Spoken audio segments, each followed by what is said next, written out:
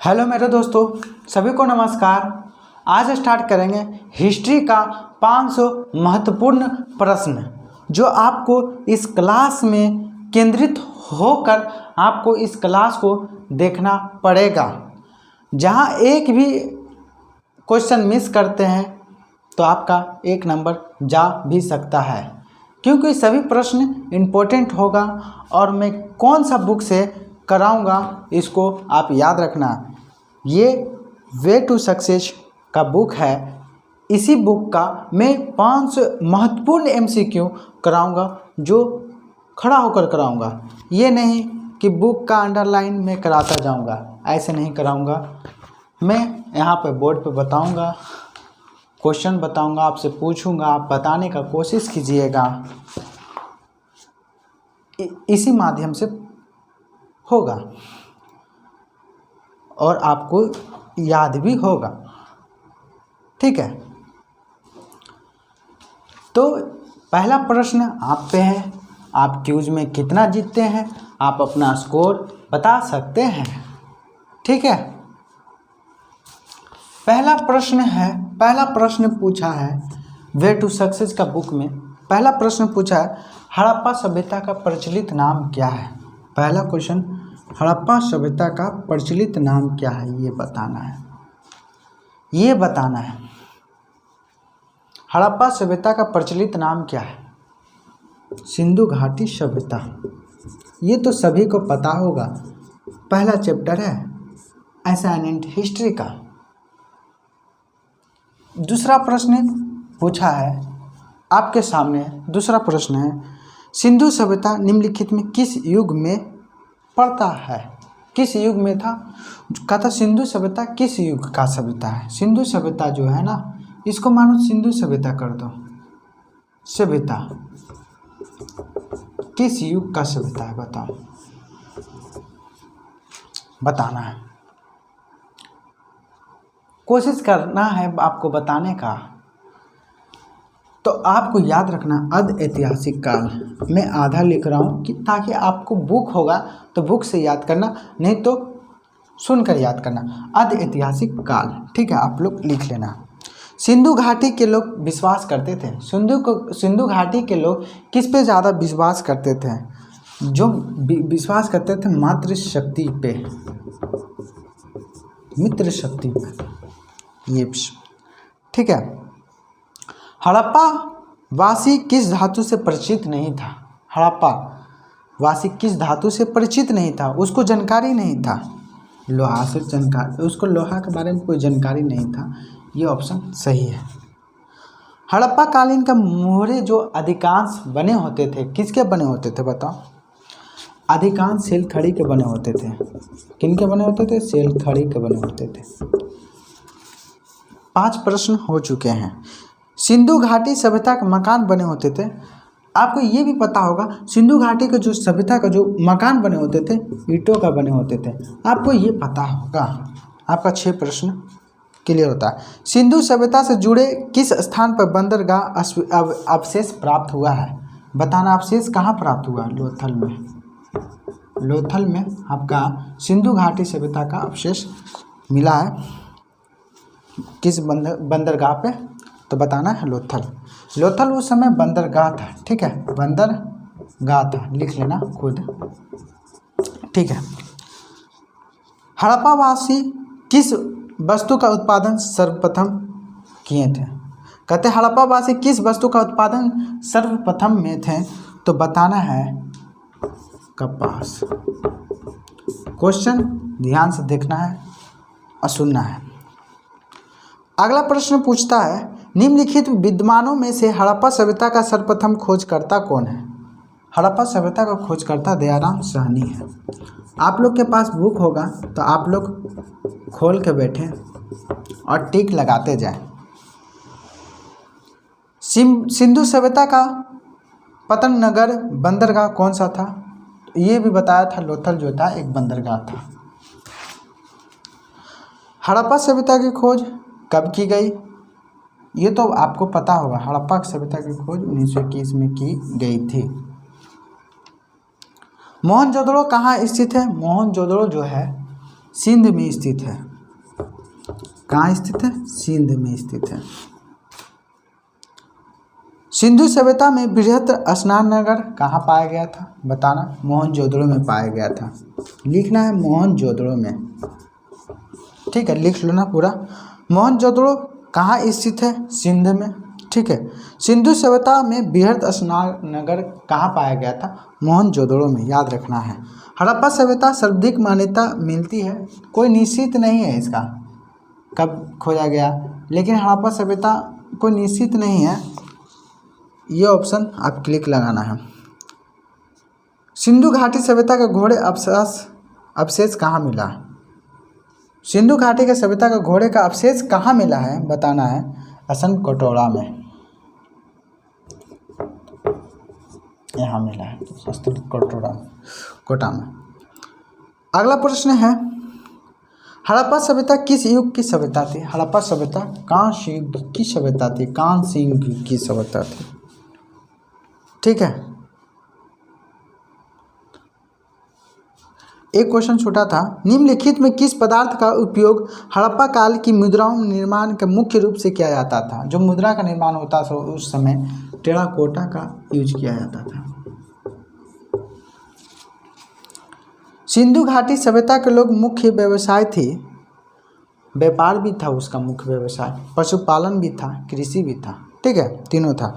हड़प्पा सभ्यता के निवासी जो थे शहरी निवासी थे। हड़प्पा वासी जो थे ना शहरी थे, शहरी।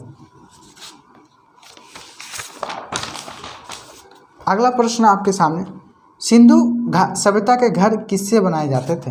आप ये बताएं। ईंटों से बनाए जाते हैं। आपका सिंधु घाटी सभ्यता से 20 प्रश्न थे, क्लियर होते हैं।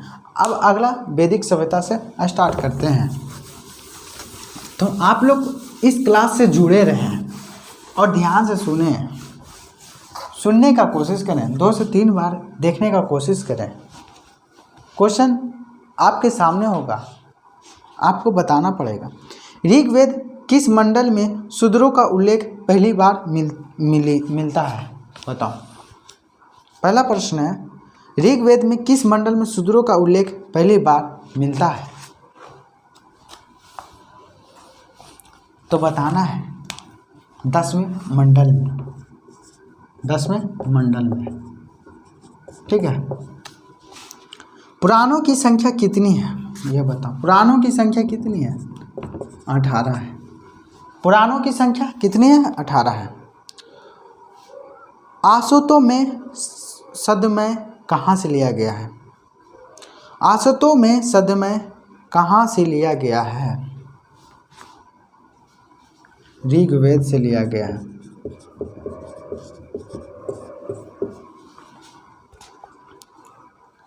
आर्य भारत में बाहर से आए और सर्वप्रथम कहाँ बसे थे? आर्य जो हिंदू समाज अभी बोलते हैं ना, तो आर्य भारत में बाहर से आए और सर्वप्रथम कहाँ बसे? पंजाब में बसे थे। ऋग्वेद कौन सा मंडल समर्पित है? ऋग्वेद का कौन सा मंडल समर्पित है? ऋग्वेद का 9वां मंडल।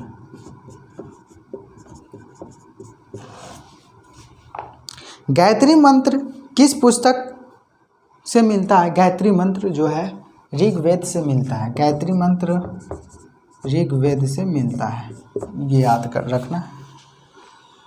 आर्य शब्द का शाब्दिक अर्थ क्या होता है? आर्य शब्द का शाब्दिक अर्थ बताओ। कुलीन होता है। आप लोग कमेंट में जवाब देते जाएं। वेदों की संख्या कितनी होती है? ये तो आपको पता ही होगा, 4।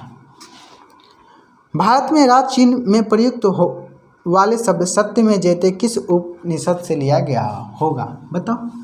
आपको पता होगा मुंडक उपनिषद से लिया गया होगा। आपको पता होगा मुंडक उपनिषद से लिया गया होगा। ऋग्वैदिक आर्यों का मुख्य व्यवसाय क्या था? मुख्य व्यवसाय ऋग्वैदिक आर्यों का जो मुख्य व्यवसाय था पशुपालन था।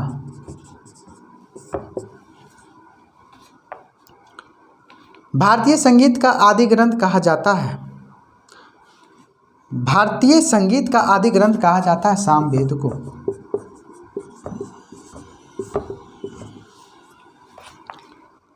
प्रथम विधि निर्माता कौन है?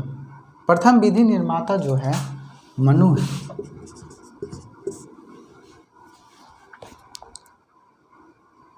कपिल मुनि द्वारा प्रतिपादित दार्शनिक प्रणाली क्या है? कपिल मुनि द्वारा प्रतिपादित दार्शनिक प्रणाली क्या है? सांख्य दर्शन।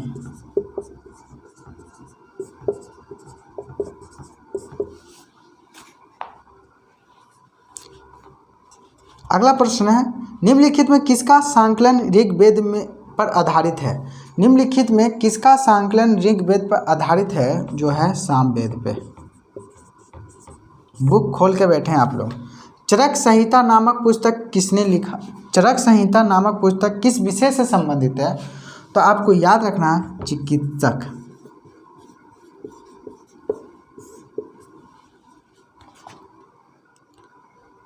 सबसे प्राचीन वेद कौन सा है? ऋग्वेद। ये तो पता होगा ना यार, लिखने का क्या जरूरत। ऋग्वेद। ऋग्वेद में कुल कितने मंडल थे? ऋग्वेद में 10 मंडल हैं, पता है ना। 10वें मंडल में क्या चर्चित है ये बताओ आप लोग। आर्य भारत में संभवतः आए थे, मध्य एशिया से आए थे। आर्य जो थे ना मध्य एशिया से आए थे। कहाँ बसे थे ये बताना है आपको, इसमें लिखा हुआ है कहाँ बसे थे। कौन सा वेद अशांत गद्य रूप से परिचित है? बताओ कौन सा वेद अशांत गद्य रूप से भी परिचित है? यजुर्वेद। यजुर्वेद लिखते जाओ आप लोग। ऋग्वैदिक युग की प्राचीनतम संस्था कौन सा है? विदत। प्राचीनतम संस्था विदत।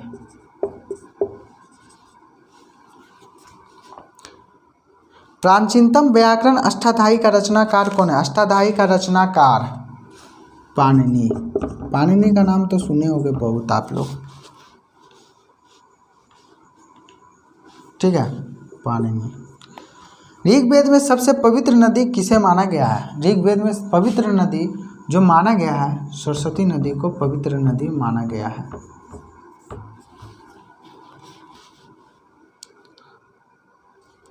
अगला प्रश्न है, बौद्धिक समाज का आधारभूत इकाई क्या है? बौद्धिक समाज का आधारभूत इकाई जो है 20 है।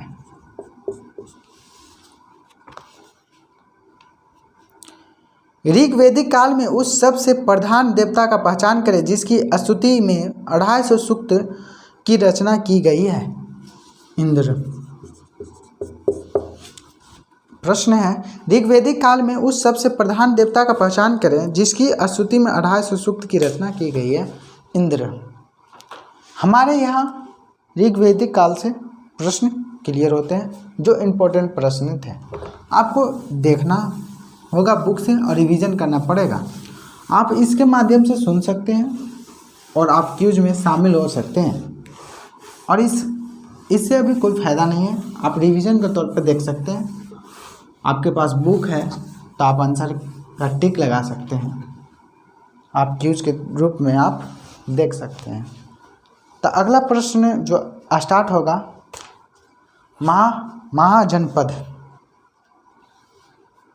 महाजनपद से स्टार्ट करूंगा दोस्त। तो आप लोग को गौर से देखना है, प्रश्न को सुनना है, ठीक है। कहीं भी दिक्कत होगा कमेंट कीजिएगा, उस कमेंट में हम जवाब देंगे। ये ग्रुप सिर्फ एनालिसिस के लिए बनाया गया।